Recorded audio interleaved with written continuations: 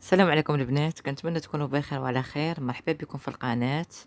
كنشكر البنات الجداد اللي انضموا للقناة، كنشكركم جزيل الشكر، وكنشكر حتى البنات القدام. يعني الله يخطيكم عليا يا ربي والله يحفظكم. بالنسبه اليوم ان شاء الله غادي نقدم لكم واحد الحلوه بلا كريم، يعني ما فيهاش بزاف ديال التعقيدات. يعني كتبقى ساهله بدون فران، بدون جينواز، بدون طراب كهربائي، بدون مقادير. حتى المقادير ما فيهاش. المهم البنات، كنتمنى الوصفه ديال اليوم تعجبكم وتبارطاجيوها مع العائله ديالكم ومع الاصدقاء. ما تنساونيش من البنات من البارطاج باش ان شاء الله القناه تكبر وتزيد تبان، زعما تبان حتى ما بيناش. كيف كتشوفوا المشاهده راه طايحه بزاف. المهم الله يخطيكم عليا يا ربي، وبلا بكم حنا ما كنسواو والو. الصراحه هي هذه. واللي باقي ما مشاركش معايا في القناه يشرفني ويشارك معايا في القناه باش دائما يتوصل بالجديد. ودابا ندوزو المقادير وطريقة التحضير، وما تنساونيش من لي لايك. بسم الله على بركة الله. بالنسبة للمقادير ان شاء الله غادي نحتاجو، عندي واحد كاس ديال سنيدة، من الاحسن سنيدة تكون رقيقة، ودائما العبارة هذه اللي درت معكم الكاس ديال العنبة.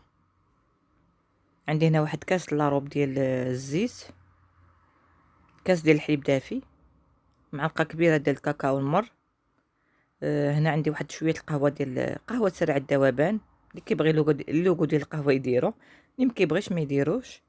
عندي هنا واحد 3 ديال البيضات. بالنسبه للبيض نكونوا جايبينه قبل من الثلاجه، ومن الاحسن البيض يكون كبير. يعني الا كان صغير عندكم ديروا غير 4، الا كان كبير ديروا 3. بالنسبه للدقيق ان شاء الله غادي نعبر معكم ونقول لكم شحال هز لي ديال الدقيق، وجوج خمارات من فئه 16 غرام.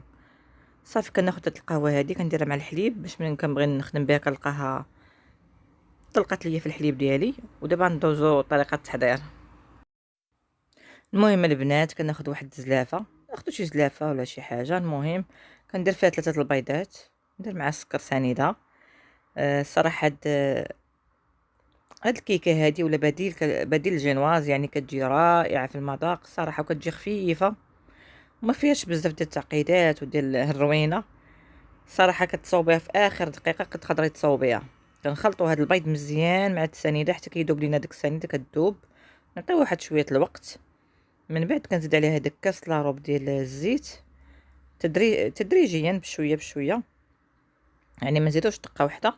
بالنسبه اللي ما بغاش يخدم هذا بالطراب اليدوي يقدر يدير هادشي في الخلاط، يخلطو مزيان ويزيد عليه من بعد الدقيق.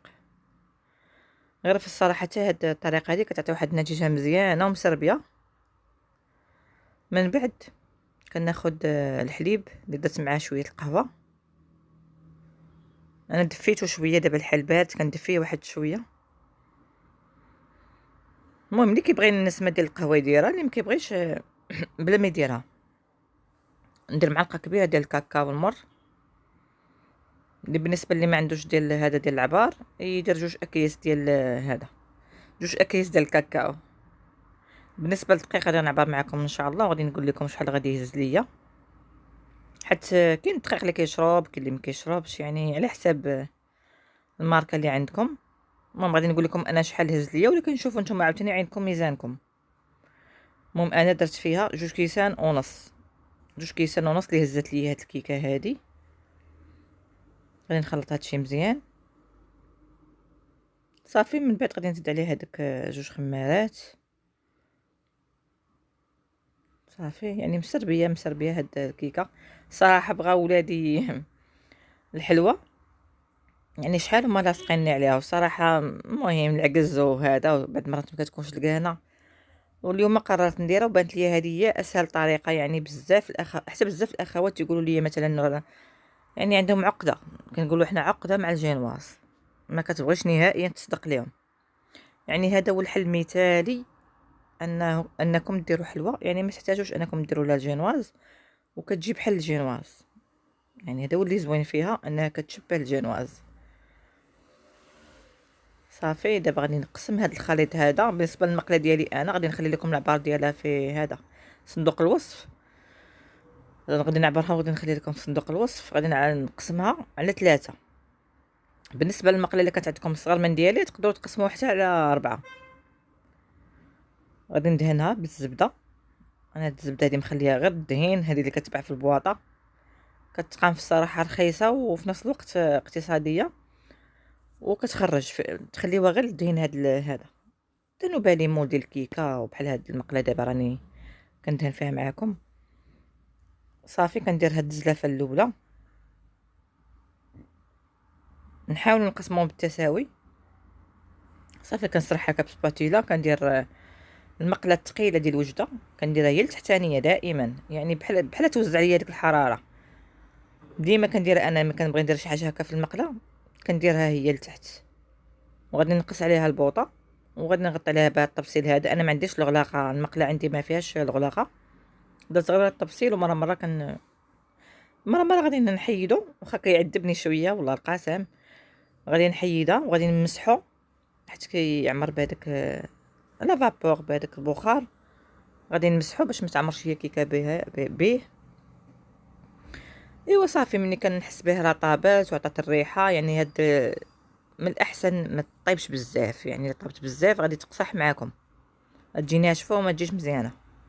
غير كنحسوا بها قبضات راسها من التحت، وكنحيدوا هذوك الجناب من الاولين، وكنتاكدوا انها ما لاصقه ما والو. كندير واحد، انا تندير هذا غير ديال هذاك المول ديال كتحل مع الجناب، هو اللي كيجيني ساهل. كنهز بها هكا وكنقلبها، ومني كنقلبها يعني ما كتاخذش واحد الوقت بزاف، غير شويه كتشد راسك كنحيدها.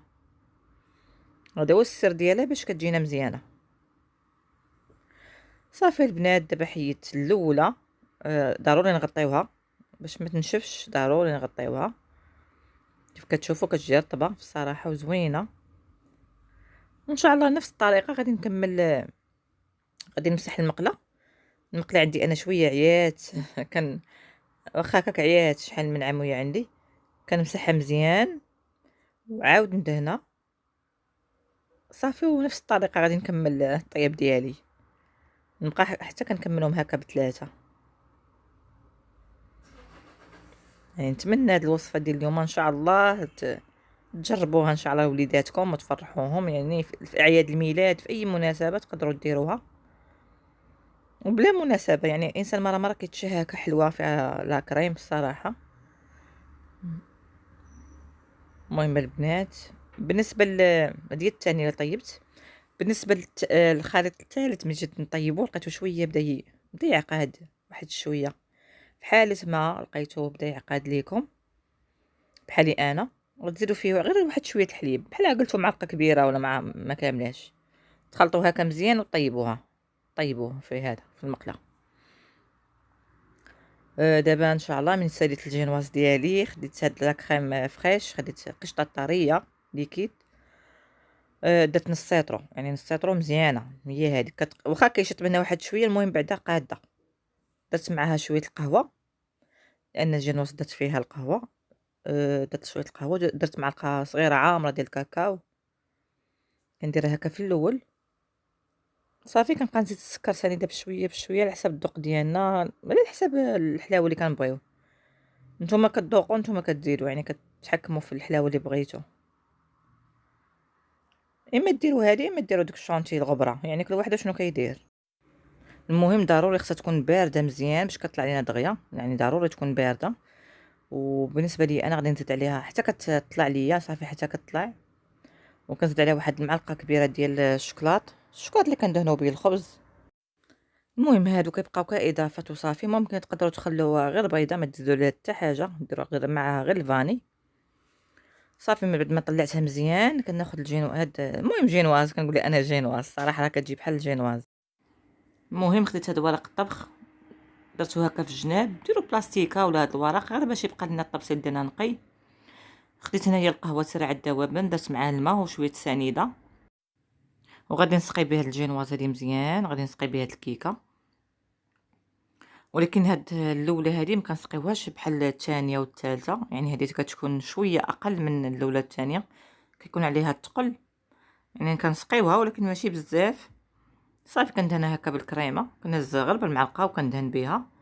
بالنسبه للطبقه الثانيه كنحط الجهه اللي طابت ليا من التحت هي اللي كنحطها الفوق، يعني الثانيه والثالثه كنحطوها هكا مقلوبه عكس الاولى درنا لتحت. صافي كنسقيوها مزيان، هاد الثانيه والثالثه غير سقيوها. صافي. يعني ماشي ضروري البنات حتى يكون عندنا ماتريال باش نديرو حنايا حلوة ديال لا كريم مثلا، يعني نقضيو باش ما كان. كيف كتشوفوا راه كنهز غير بالمعلقه وكنسرح. يعني كيف كتعرفوا الباتيسري حقا هادشي ديال لا باتيسري كيبغي هذا، كيبغي الماتريال، ولكن راه ماشي كلشي عنده الماتريال، كاين اللي عنده كاين اللي ما عندوش. صافي كنضغط عليها هكا بشويه، غادي نسقيها حتى هي نفس الطريقه اللي درت في الاولى والثانيه. انا عزيز عليا نسقيها حيت الصراحه كتجيني فازقه احسن من ناشفه. صافي كندير الكريمه وغادي نسرحها مزيان بشي بسباتيلا ولا شي حاجه. المهم بعض المرات انا كندير قبل ما نشري هاد السباتيلا هادي كندير غير مسطره، نعدكم غير مسطره قادو بها حتى هي كتفيني مزيان وكتقاد لينا وكتعاوننا في الخدمه. يعني الواحد يقضي باش ما كان. بالنسبه للتزيين يعني هنايا خديت انا غير فيرميسيل شعريه ديال الشكلاط كحله. المهم ديما كيف كنقولها ديما الفينيسيون كيبقى نتوما كتبدعوا فيه، دائما كيبقى على حسب الذوق ديالكم. بالنسبه للكلاصاج اللي غادي ندير من الفوق يعني ساهل. عندي هنايا كاس الحليب، كاس الزيت، كاس سنيده، معلقه كبيره ديال الكاكاو المر. بالنسبه للكاس اللي كنعبروا به السنيده مثلا كنعبروا به جميع المكونات. انا غير كاس الصغير ما عنديش، عبرت به ودرته في كاس ديال العنبه. ساهل هاد الكلاصاج وزوين وديجا شاركته معكم. غادي ندير مع شويه القهوه لان الكيكه دات فيها القهوه والكريمه دات فيها القهوه، ممكن ما ديروش القهوه. صافي كنخلط هادشي بالميكسور. ما عندكمش هاد الميكسور هذا ماشي ضروري، ديروا غير كاس ديال الخلاط، ديروا فيه كلشي وخلطوه مزيان حتى تحصلوا على القوام اللي باغيين نتوما، واش بغيتوه عاقد بزاف واش بغيتوه عاقد شويه. يعني دغيا كيوجد وكيجي زوين في الصراحه، وغادي ديروه ان شاء الله غيبقى ديما هو المعتمد عندكم. صافي خديت هاد الكريمه زوقت بها هكا وريضات، درتو في الجيب الحلواني، درت بيه هكا درت بيه حليوات، درت بيه وريضات. وهاد كلاصاج كنخويه هكا من الفوق. هذا البنات تقدروا ديروا به تعمروا به لي كريب، ديروا المهم بزاف ديال الصراحه بزاف ديال الوصفات نحتاجهم فيه. صافي كنسرحو هكا بشي معلقه، كنحيد هاد ورق الطبخ اللي درت كنحيدو هكا في الجناب.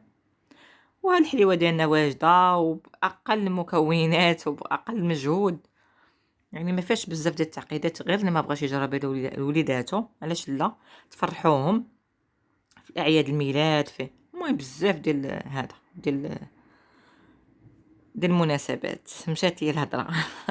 المهم هذه الحليوه ديالنا اللي وجدت معكم ساهله. هذه وجدتها في دقيقه 90 الصراحه، بقاو مصدعيني عليها وانا نوجدها لهم. وكتزينوها باش ما بغيتو. انا درت غير واحد فخوي كونفي كان عندي في الثلاجه درته من الفوق. ممكن تخليوها غير سامبل ما فيها حتى حاجه ماشي مشكل. المهم غادي نقطع معكم واحد الطريف وغادي تشوفوها كيفاش كتجي من الداخل. المهم البنات كنتمنىكم الصراحه تجربوها ولا عجباتكم تبارطاجيوها مع العائله ديالكم وتعاونوني غير بالبارطاج باش ان شاء الله العائله تزيد تكبر وتكبر ان شاء الله يا ربي.